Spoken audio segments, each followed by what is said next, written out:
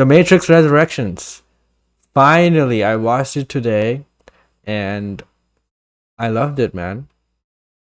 It was so great seeing how these characters returned and getting back into that world after so many years, and after obsessing about this for the entire year, watching fan theories and all that stuff. um I didn't read the leaks, so that's what I was avoiding. But apart from that, fan theories and stuff, I was all in for that, and I really liked this movie. It was amazing watching this world come back to us, and it at first I felt like it was a different kind of movie that didn't probably was a probably wasn't very good in honoring This the is trilogy. this is this is non-spoilers Yes, this is first, yeah, non-spoilers. Yes. yeah, because Jason hasn't seen it, I don't think yet. Yeah, so this is non-spoilers. I'll be putting up the spoiler banner when we are talking spoilers. But yeah. Yeah. So the first half of the movie, I was thinking it was probably not honoring the first trilogy and going in a very different direction. And I was very confused by that. But after the reveals happened, I understood, oh, okay, it's not what I was thinking, and that put my mind to ease. But then after that, it just picks up, and it's a proper Matrix sequel after the trilogy. And I would say that it's another great Matrix movie in the Matrix universe. And so far, we haven't had any bad movie yet. At least in my opinion, I think all of them are great. I really liked the new characters as well. And I won't say now why there are new characters and stuff, but there are there are so many reasons why this movie happened, and some of those reasons are in the movie, as a fourth wall breaking, talking to you kind of thing. But apart from that, I did find it brilliant, the way they executed this. It was very meta, like a lot of reviews were saying, and it didn't break from what the inherent movie is supposed to be as a Matrix movie. It didn't break from that, and I love that. And that's what I was worried about, but that didn't happen, and I love that. So yeah, overall, I did really enjoy it. I liked the ending, I liked the action, I liked the cinematography, the color grading, and everything was amazing. And the music was also pretty refreshing. There were certain scenes where two people are having a conversation and there's action music playing for some reason. But I did enjoy that because it kept everyone hyped for what's coming and what's happening. So yeah, um, some of it is very confusing at first if you don't remember. Yeah, I'm gonna have to watch it again. Some parts I was like, "What's going on?" Yeah, if you don't remember the sequels, from the trilogy, if you don't remember those, some things could get very confusing for you. But they do a very good job of showing certain scenes from older movies to explain what's happening in this movie. So yeah, I would say if you just want to go and have fun, you can still do that. You can go and watch it. They show clips from other movies that would remind you what's happening. So it's not like you need to watch those other movies, right? But if you want to dive deeper into the into the movie, and if you want to just enjoy all the philosophical dialogue and stuff, then you probably would have to watch every single movie and then get into this movie, so you will enjoy it more.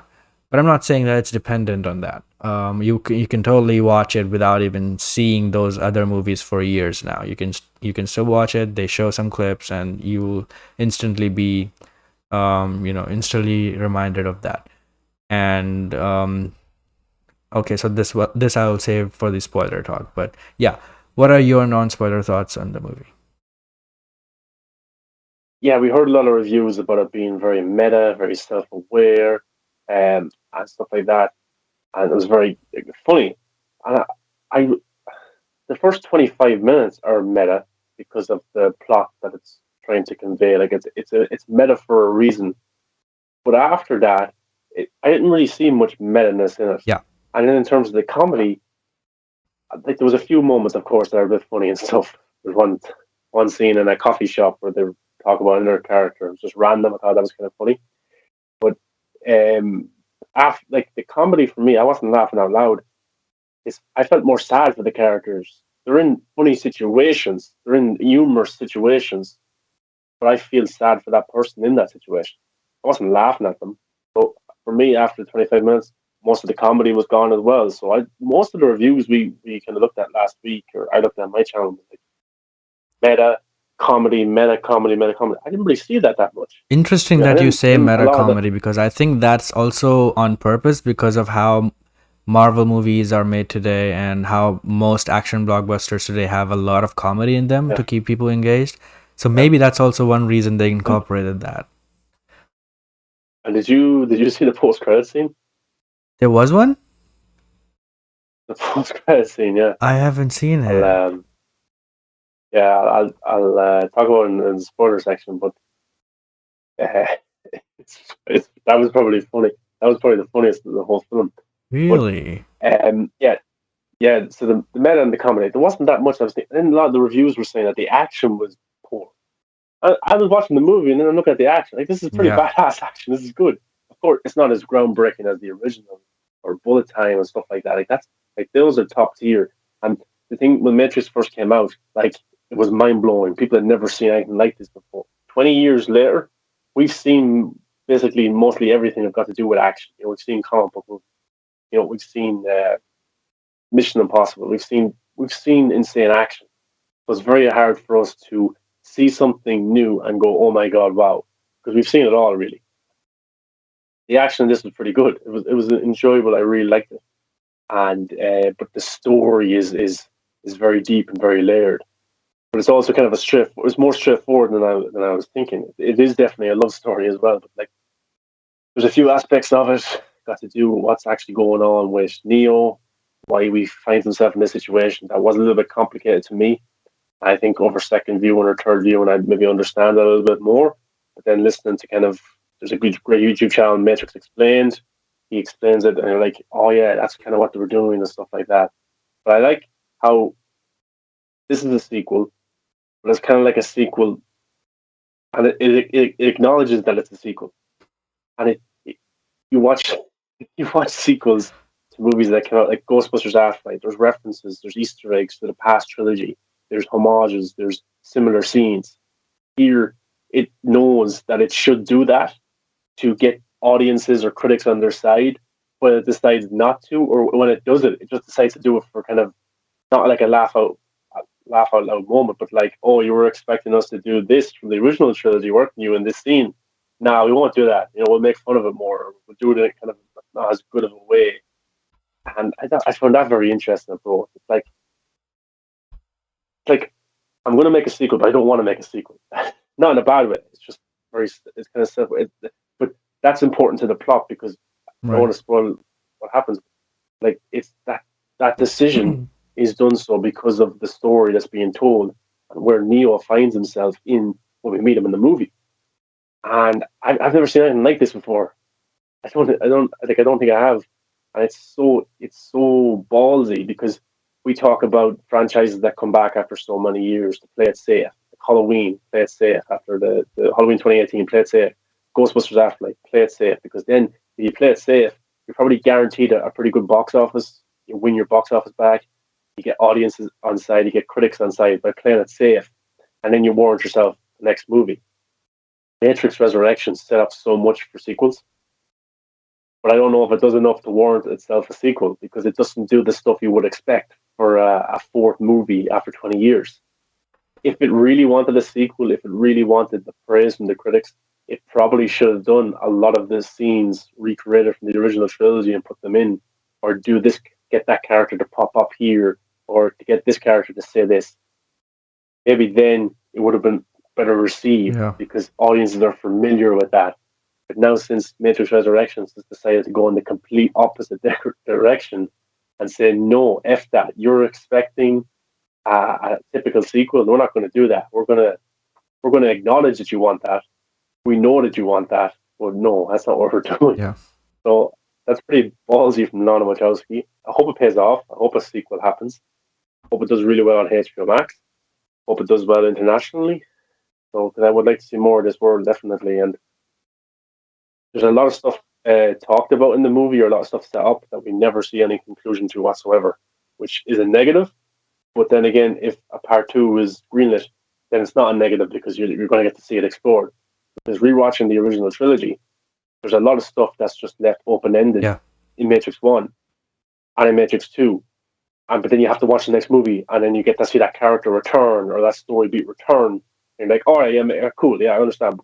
When you binge those three original movies, like I did, in anticipation for this one, then I don't have to wait 2 years in between.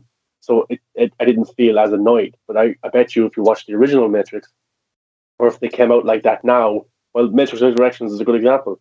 There's stuff I need to know. I want to find out what happened here and there to that character. They just talked about it for a second and they moved on. Like, go back. That's kind of Lana Wachowski's storytelling style, because they do that in the original. Yeah. But Keanu Reeves, I think he gives. I don't know if it's his best performance as Neo, but it's way deeper flawed than the original three. There's more, like the original three. He's like this. He's the one. There's not much. There's not much depth to him. He's just like on the surface. He's kung fu and he's fighting and he loves Trinity. But here, that goes even deeper. Yeah. Everything's a lot deeper with his character. Carrie-Ann Moss, fantastic.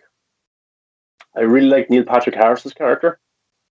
I think he did a pretty good job, and the Jessica Henwick is brilliant. I'd love to see like a movie or spin-off or a series with her. She was fantastic, but I just didn't get. I think the film should have been longer. It could have been easily another Yes. hour longer, and I think it would have flown by because I don't know the exact runtime for this, but I think it was around 2 hours 30 or something like that. Didn't really. It felt like a long film because I was engaged with the story, but it wasn't like, oh, I can't wait for this to end. It could have been another hour to explore some of the other characters, and especially the real world and the machines and stuff like that, but it didn't. That's probably why a sequel would come. But no, I think, yeah, it was enjoyable. I really liked it, and I can't wait to go back and watch it again. I bet you there's so much stuff we missed. We're only watching it on the surface right now.